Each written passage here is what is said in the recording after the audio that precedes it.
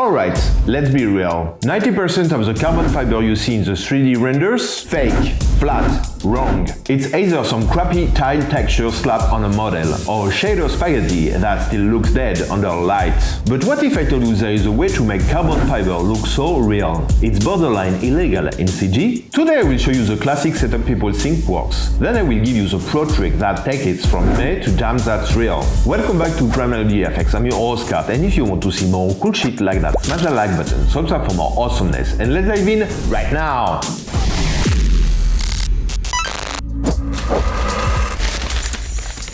Alright guys, check this out. We are kicking things off with the absolute beast, the Aston Martin. Why this one? Because I don't work with scrap models. If we are gonna do this, we're doing it with something sexy, detailed, and built to flex. And as you can see, this one is clean. All the details are nailed. And look at that topology. Smooth edge flow, perfect curves. That's what gives you killer reflections and lighting that actually behaves like the real thing. Let's zoom in on the rear of the car for a second. This is what I'm talking about. Depth, detail, geometry. Even the small stuff slaps. Super clean and clearly made by someone who knows their stuff. Now, quick side note. The outliner. If yours looks like a dumpster fire, fix it. Organized groups, clean naming, proper hierarchy. This is basic respect for your teammates. You're not just modeling for yourself, you're modeling for the pipeline. Alright, enough foreplay. We've got the model. Now it's time to give it some mood. Next up, light like a pro, where we turn this beast into a cinematic showstopper. Let's roll! Alright, now it's time to light this beast. But before we do, I've set up a camera, so let's take a look at it. We're focusing today on the rear of the car. That's the hero. I've gone for a low angle shot with bold attitude, right in your face, giving the rear end some serious presence and energy. Full on cinematic posture. If you check the focal length, it's locked at 55mm. Clean, sharp, compressed, we're in business. Back to perspective view, let's bring in my go-to studio setup, the base one I always use to block things out fast. So we've got an HDRI dome, a backdrop, a top light, a left light, and a right light. Nothing crazy, just solid fundamentals. Let's fire up the IPR and see what we're starting with. Okay, making a bit of space here and switching the IPR over to the main cam. Now this is where it gets fun. Let's adjust the HDRI rotation to match our camera angle. First try, 50 degrees. Let's push it to 80. Better. Now let's try 120. Boom, that's it. It's kicking in as a rim light and giving us that subtle highlight on the back edge.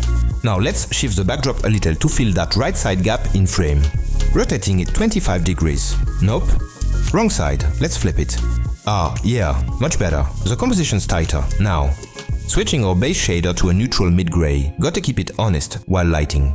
And I'm cranking the code value to 1, because for car renders, reflection is king. If your lighting doesn't reflect well, it doesn't matter what shader you use. Alright, tweaking the top light now. Scaling it up, repositioning it, and there it is. That crispy highlight across the roofline. I'll bump the exposure to 2, rounding it to 0.5. Soft edge set to 0.1. That's looking nice. Now the right light, same treatment. Scale, reposition, this one's acting as our rim light. Roundness to 0.5, soft edge to 0.5. Slide it in a little closer to kiss the side of the car. And yep, we're getting that slick specular wrap. Clean. Let's hit the left light now, same process. Scale it, move it in, position it to catch those panels. Tweak, tweak, tweak. Exposure to 2, roundness 0.5, soft edge 0.1. And boom, now we are talking. That car is glowing just right. Alright, now let's duplicate that left light. Rename it Fill Background Light and position it to lift the shadows a bit. Make the backdrop feel less dead. Rotate, scale, slide it behind, somewhere around there.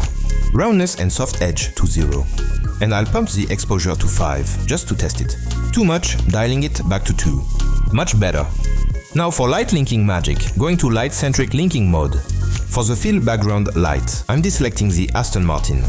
For the other lights, I'm deselecting the studio rig. And boom, lighting is on point. We've got depth, shape, energy, that cinematic vibe locked in. And now that the mood is set, it's time to ditch the plastic and bring in the real deal. Let's make this car look expensive. Alright, now it's time to dive in and start putting some real materials on this car. No more gray clay. Look, we're bringing this thing to life. So first I'm importing my shader library that I already built in a previous video. The one about creating realistic headlights. If you haven't seen it yet and you want proper automotive shaders, you seriously need to check that one out. We also already have a car paint shader ready to go, and again, if you want to learn how to build a realistic automotive paint like this from scratch, it's already covered in my automotive playlist. Go watch it after this. Now let's apply the car paint onto the geometry. And boom. Instant glossy goodness. Already looking sexy. I just tweaked the color a bit to better match the vibe I'm going for in this shot, something slightly more aggressive and cinematic. Next, let's select the exhaust pipes and assign our brushed metal shader. And yeah, that already feels premium. Now let's grab the rear light and assign our refracted glass shader. Nice! And what you're seeing here, that little color breakup inside the glass, that's coming from dispersion aberration. Right now it's set to 5. If I zero it out, you see the glass becomes perfectly clean. But real lenses aren't perfect, so adding a subtle dispersion gives us a tiny bit of realism. So let's bring it back to 5. Much nicer. Now for the emissive parts of the rear lights, we'll assign our LED shader. All we need to do is push the emission color toward red and increase the emission weight to around 5. There we go. Clean, modern, realistic.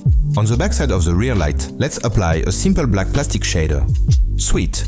And now you can already see everything starting to read correctly. Shapes are popping, reflections are working, materials feel believable. Next up, the license plate. For this one, I'll quickly build a shader from scratch, nothing fancy. Create an AI standard surface, call it exterior plate. Then create a file texture node, load the plate texture I prepared earlier and connect the out color into the base color. Refresh the IPR. Boom, done.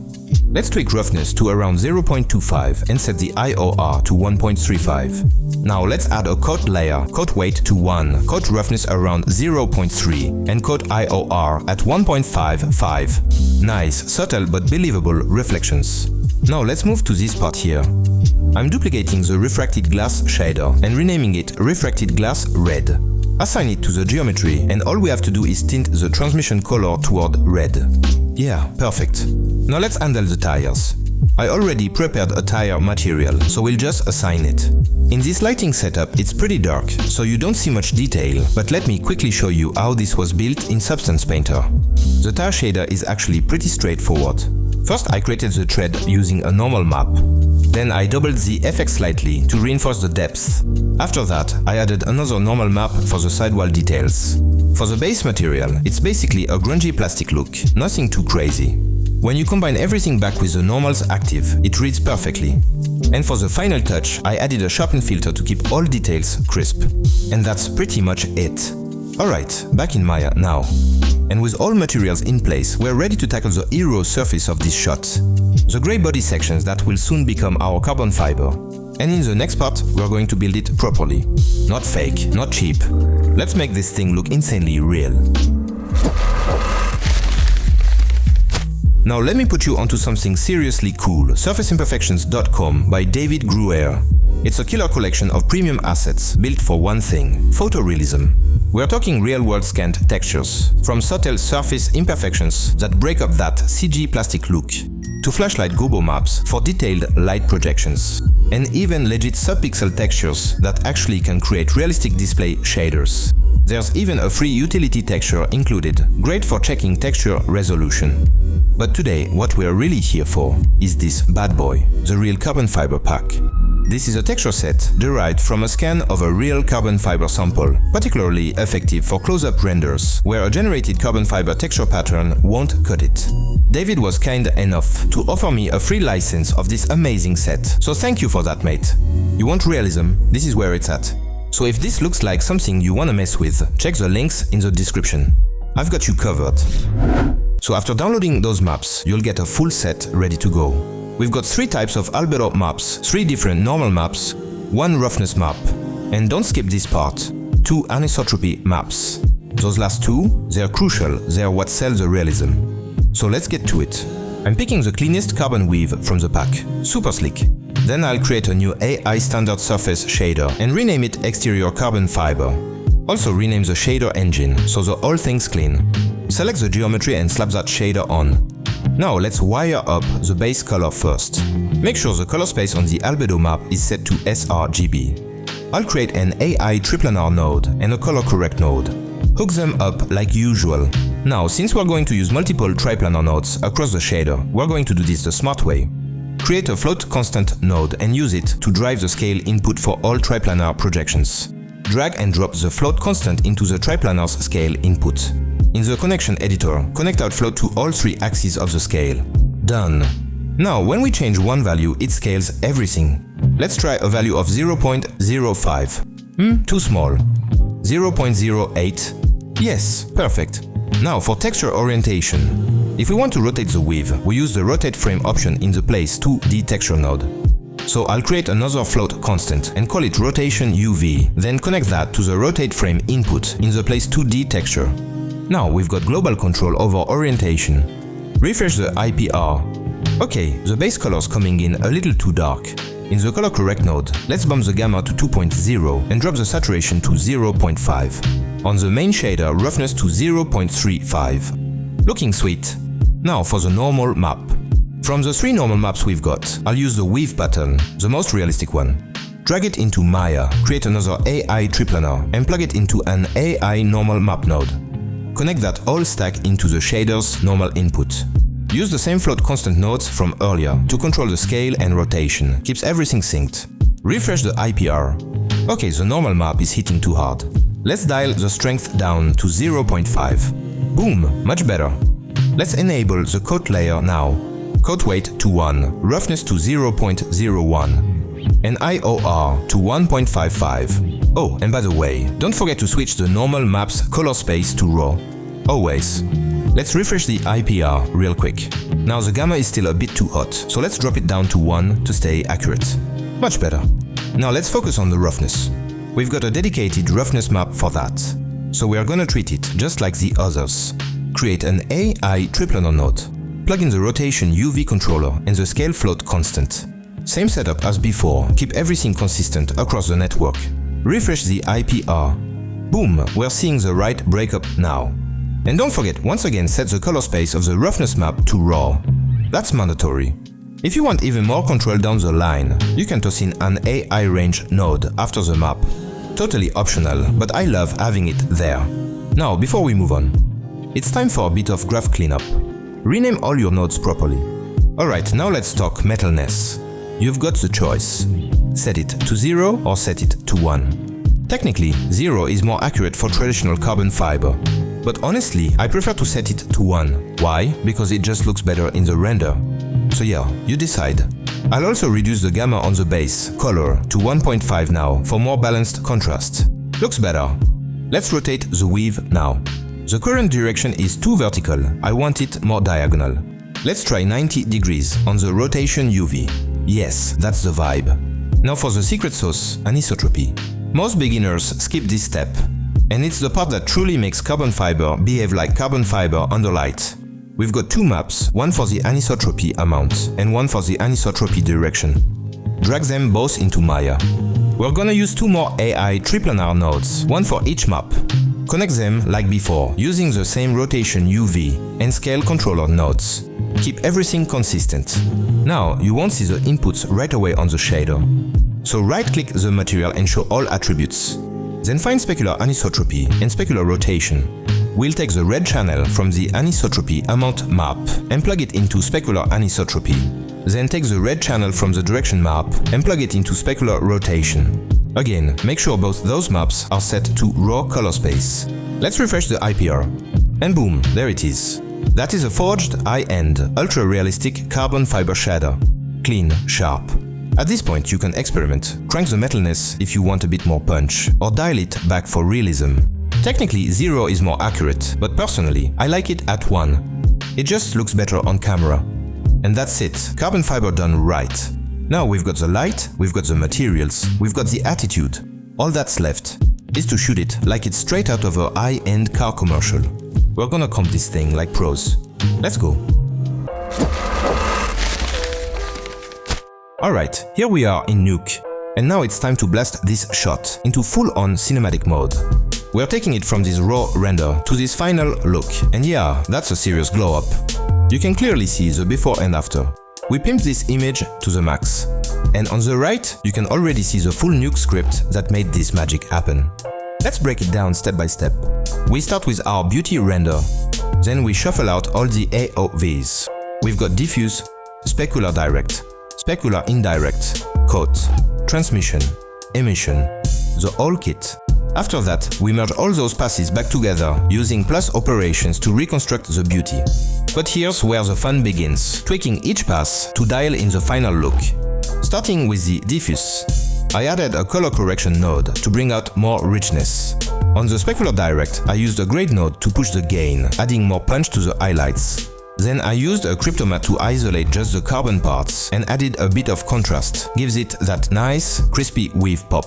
Same with the license plate, selected it using another cryptomatte, added a little gain and applied an overall color correction to give it more focus. Now for the coat pass, I bumped up the exposure slightly. And again with a mask, I isolated just the glass components and added a gentle lift to brighten them up. It's small, but it sells that realism. On the emission pass, I went with a two-stage glow setup. The first glow is super subtle and the second one adds a broader, more atmospheric feel. This makes the taillights pop without looking like a sci-fi portal. Balance is everything. Once all the AOVs are tweaked, we bring them back together and now it's time for the final color work. First, I dim the background slightly to pull the viewer's focus toward the car. Then I used a mix of grade nodes and color corrections to push the car paint. More saturation, more contrast, more drama. It's all about making that surface pop without overcooking it. I also lifted the exhaust pipes a little, they were reading a bit too dark. Added another hue saturation node for final balancing. Now it's time for depth of field. I brought in the Z-Pass, then ran it through an expression node, an invert, a grade and a clamp.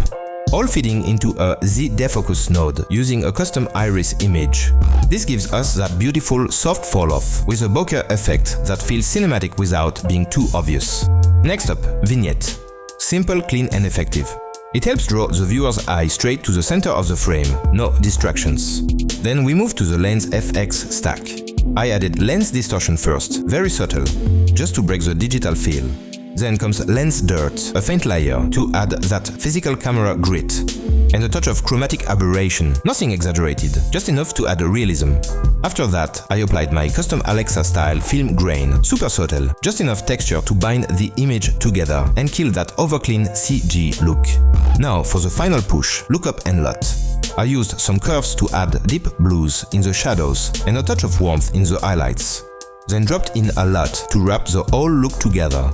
To top it all off, I added a subtle glow, more of a bloom than a glare. Just that last kiss of light to give the shot atmosphere. And finally, we prep the output using my multi-output system setup. This helps me export 4K images, even inside the non-commercial version of Nuke. And yes, if you're curious about that part, I've already covered it in a previous video.